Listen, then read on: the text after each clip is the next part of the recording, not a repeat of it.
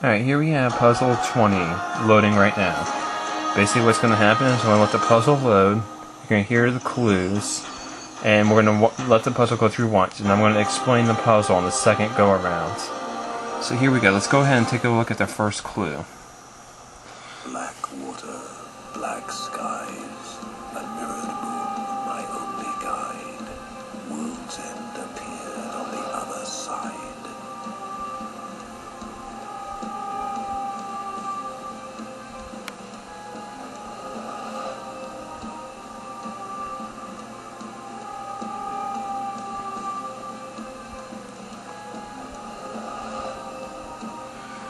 Okay, the puzzle just went through. Alright, now we're going to see no moon here for a little while. Let's go ahead and wait for the first moon to come back again. Now, the thing I want you to point out clearly is the shadow it makes. Down here is the sky, up here is the water. Here's the sky, we see this right here, but if you look in the water, you see this black area? Why is there a shadow being cast, and over here there's not a shadow being cast? This comes important in our first puzzle. Or when I show you the puzzles. Now notice this again, when the second moon comes up. We get a smaller crescent this time. Or actually, I'm sorry, a bigger one. Bigger one in the sky, but a smaller one right here. Now, take a look at this. Actually it just disappeared, but think of that as a big circle. You saw a big one right here, nothing right here, a small crescent right here, and nothing right there. Now, I'm going to show you everything through the map. So here I'm going to turn away, and I'm going to pull out my map. Alright, let's get this camera adjusted. Ooh, not that way, please. There we go. Alright, so, what happened to my map? Here it is. Alright, now I've already done some pre-folding on this, so my map's going to look a little messy. Now, there we have two crescents on here, like what we just saw. We have this one right here, and notice the line that it takes, and notice it's right by the skull, so it's not for location wise. So there is that one little crescent that we once saw, and the other one is by the ship.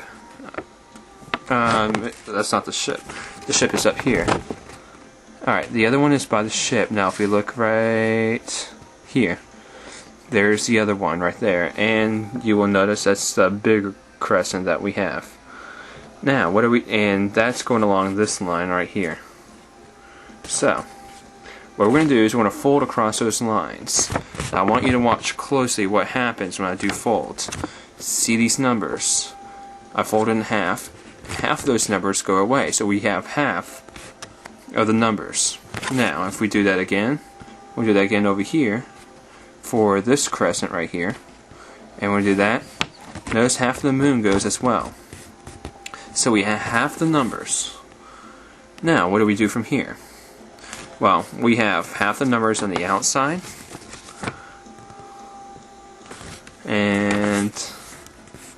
or I should say underneath, and half the numbers on top. Now, what are we going to do first? Well, I'm going to go in order. The numbers on the bottom that we see, we're going to go ahead and fold the map so that we have both of the halves, this half and this half, meeting up together. And I'll show you what that looks like in just a moment. Since I already have my map pre-folded, this is going to be a lot quicker. Or quick. Alright. One thing I want you to notice is how the moon matches up. Remember in the puzzle? There we go.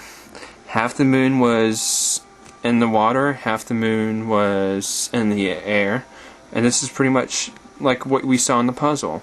Half the moon was lit up in one area, but if you look at its shadow, it wasn't lit up in the other area. It was lit up on the opposite side. So this is exactly what we're seeing in the map. Now, what are we seeing right here?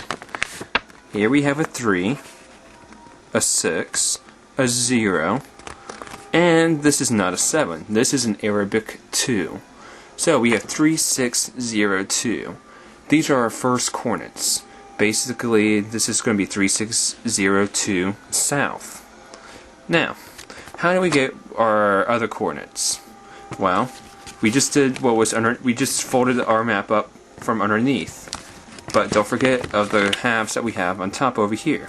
So let's go ahead and fold the map so that the top ones match, and also matching the moon crescents. So let's go ahead and do that real quick.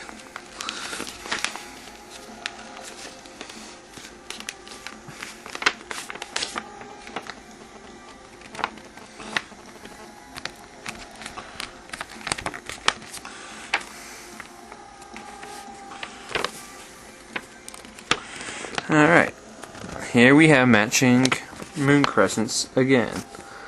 Alright, here we go. So here we have, let's try to face this up right. So here we have a 0, 4, 5, and maybe I didn't have this, maybe I had it right the first time. Alright, a 0, 4, 5, and 9. No, that's not the second answer. That's only half of it. You may ask why. If you look back at the puzzle, which in just a second I'll show you, you see half the moon. The other half is the cast by the cast that you see in the water. So that's symbolic to what we have to do. As we see half the moon, we have 180 degrees. Now, what do we do with that 180 degrees? We have to subtract that by the 4059 that we just got, the 0459. Now, this is going to be a tricky part. A lot of people get confused on this part, and here's what I'm going to do to explain. Now, let's go back to the moon so I can show you. Ew, focus. Alright, see? This is the sky right here, and that's the water. You see half the moon. That's where I'm getting 180 degrees from. The moon is usually 360 degrees, but since we only saw half the moon, that's 180 degrees, and it might help if I'm pointing. But so, basically, we just do that. Now, if you come back over here, I have a little, we have 40459. 4 degrees, 59 minutes. Now, and we're going to have 0, 0 here. Basically, this means 4 degrees, 59 minutes, and 0 seconds. So, here we have 180 degrees. We have 0 minutes, 0 seconds. So now that we have that, you see that. Now what we gotta do is we gotta subtract 180 degrees from 180 degrees from 4 degrees 59 minutes. So first one is a cinch. We have the 0 right here, so no seconds. Now 0 to 59. We're going to carry over the 7, or the 8 to a 7, make that a 10. Now we're going to make that a 9. Now this becomes a 6, because there's only 60 minutes equals 1 hour. And if it was at 1 hour, then we'll come over here.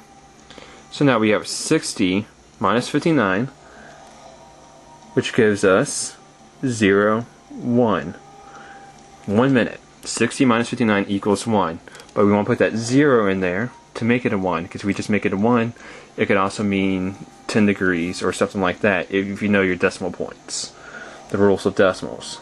So, now, we have 179 minus 4, and so that's going to be 175. It gives us 17501, and yeah, 179 minus 4 degrees, 179 degrees minus 4 degrees equals 175. So here we have 17501. Now, this is our second solution. And let's zoom up here so you can see a look at my math. And sorry if the camera wasn't right on the math as I was speaking, but trying to do two things at once. So, we just put together, we had the 3, 6, 0, 2 south. Now we had the 1701 east, or 175 0, 1 east. Let's go ahead and put that in our solution and see what we get. So I'm going to click on next destination.